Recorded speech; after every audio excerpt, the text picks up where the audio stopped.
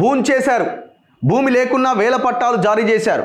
Rythu Bandhu, bank రుణాలు కొల్లగొట్టిన అక్రమార్కులు. Assigned వక్ఫ్, అటవీ స్థలాలకు కూడా కొన్ని చోట్ల పాస్ పుస్తకాలు. ఆసిఫాబాద్ జిల్లాలో భారీ భూ మాయాజాలం. రీసెంట్గా సిరిసిల్లలో కూడా ఇదే జరుగుతున్నది. కేవలం ఇదంతా రైతు బంధు కోసం. అసలు భూమి ఉండదు, పట్టాలు చేతిలోకి వస్తాయి. ఆ పాస్బుక్ దేనికోసం అంటే ఆ ధరణిలో అప్లోడ్ చేసిన తర్వాత ఆ పాస్బుక్ వస్తే ఆ పాస్బుక్ ఆ ధరణిలో ఉన్న ఖాతా నెంబర్ పట్టా ఆధారంగా వాళ్ళకి రైతు బంధు వస్తుంది.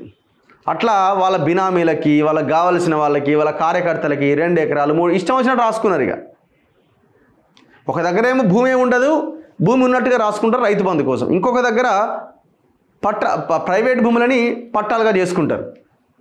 ఇగో ఇక్కడ కనిపిస్తున్నది కెరమెరి మండలం పార్థ గ్రామం, సర్వే నెంబర్ 44. ఈ సర్వే నెంబర్లో 350 ఎకరాలు ఉన్నది. ఇది ఏజెన్సీ చట్టం పరిధిలోకి వస్తుంది. అయితే గిరిజనులకు పట్టాలు ఉండగానే ఇతరుల పేర్ల పైన జారీ అయినాయి. ఓ నాయకుడు 25 ఎకరాలకు పట్టా పొందినాడు. ఎవడాడు చూడండి ఒకసారి. మొన్న రాజన్న సిరిసిల్ల జిల్లాలో ప్రభుత్వ భూములకు పాస్ పుస్తకాలు జారీ చేసిన అక్రమం వెలుగు చూడగా, సరిగ్గా అదే తీరులో కొమరం భీం ఆసిఫాబాద్ జిల్లాలో కూడా వేల ఎకరాల ప్రభుత్వ అసైన్డ్ వక్ఫ్ భూసేకరణ, అటవీ భూములను కొందరు కొల్లగొట్టారు.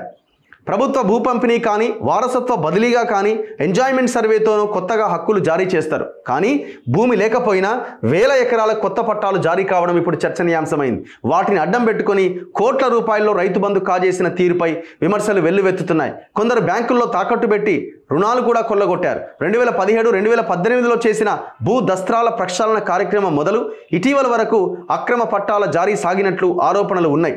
నాయకులు, దళారులు, రెవెన్యూ అధికారులు, సిబ్బంది చేతులు కలిపినట్టుగా తెలుస్తోంది. ఒక్కో పట్టా పాస్ పుస్తకానికి లక్షల్లో వసూలు చేశారన్న ఆరోపణలు ఉన్నాయి. రాష్ట్రంలో ఇంత పెద్ద భూ కుంభకోణం జరిగితే ఈ రిజిస్ట్రేషన్లు చేసిన ఒక్క సబ్ రిజిస్ట్రార్ని ఇంతవరకు సస్పెండ్ చేయరే, ఒక్కరి మీద చర్యలు లేవే. ఒక ఎంఆర్ఓని కానీ, ఒక ఆర్డీఓని కానీ, ఒక కలెక్టర్ని కానీ ఎక్కడైనా ప్రాసిక్యూట్ చేసినట్టు ఉన్నదా?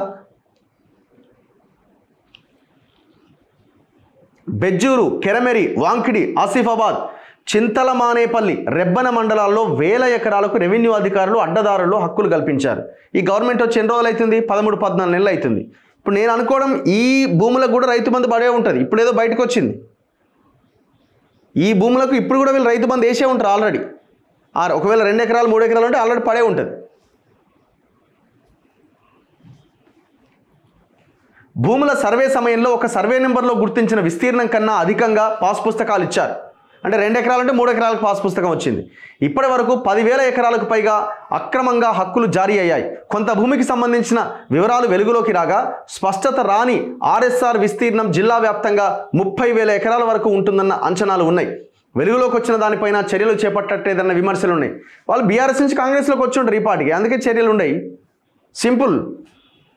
కెరమెరి మండలంలో ఉన్న కొమరం భీం ప్రాజెక్టుకు పలు సర్వే నెంబర్లలో 4,007 ఎకరాలు సేకరించారట.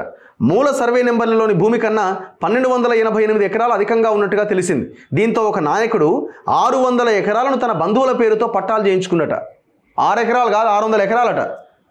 ప్రాజెక్టు ముంపు భూముల్లో సుమారు 500 ఎకరాలకు తిరిగి కొత్త పాస్ పుస్తకాలు కూడా వచ్చేసినాయట. ఆసిఫాబాద్ జిల్లా కేంద్రం చుట్టూ 5 కిలోమీటర్ల లోపు 849 ఎకరాల్లో బిల్లా దాఖలా, పోరంబోకు, ఖరీజ్ ఖాతా, ఆబాదీ భూములు ఉండగా కొంత భూమికి పట్టా పాస్ పుస్తకాలు వచ్చేసినాయి. విచారణ చేస్తాం. లోకేశ్వరరావు, జిల్లా రెవెన్యూ అధికారి, ఆసిఫాబాద్. ఎప్పుడు చేస్తారు? ఇగో ఈ చిత్రాల్లో కనిపిస్తున్నవి ఆసిఫాబాద్ జిల్లా బెజ్జూరు మండలం ముంజపల్లి శివారు సర్వే నెంబర్ 138లోని భూమి.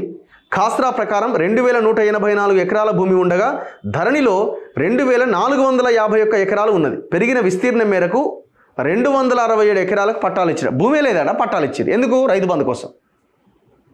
ఏం దుర్మార్గం ఇది! ఇది ఏం తెలంగాణ ఇది! ఒకవేళ ఊహించండి, ఒక్కసారి ఊహించుకోండి, కేసీఆర్ మళ్ళీ వచ్చుంటే భూమి పరిస్థితి ఏందనేది ఊహించుకోండి. ఇంకెవడెవడో అంటున్నారు కదా, ఇంకా వచ్చుంటే బాగుండేది, ఆయన ఉంటే బాగుండేది. ఎవరైతే ఆలోచన చేస్తున్నారో ఆలోచించుకోండి ఒక్కసారి.